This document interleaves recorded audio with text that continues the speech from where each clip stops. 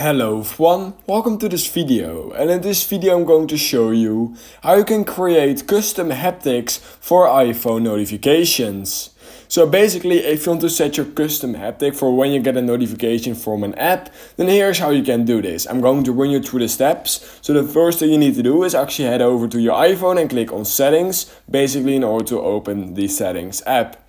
Once you've done that, simply scroll down till you find sound and haptics right here.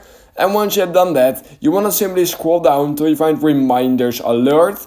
And once you have done that, you want to scroll or not scroll, actually you want to go to the top and click on haptics. Once you've done that, you want to simply click on create new vibration right here. And now we can start creating our vibration. So what we need to do is we simply tap over on our screen, and then you will feel a vibration when you tap. Now, you can literally just do whatever you want, you can play around with it, and once you're done, just click on save, or if you want to redo, just click on record, and now you can start again. So I'm currently doing mine just like this, and then click on stop. Once I'm done, go to the top right corner of my screen, click on save, and type in the name I want to give it.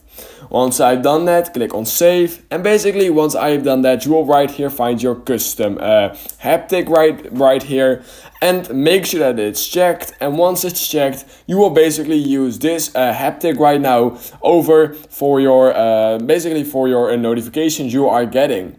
So yeah, that's literally all you need to do. If you learned something from this video, then please consider liking this video and subscribing to my channel, and I hope I will see you in my next YouTube tutorial video.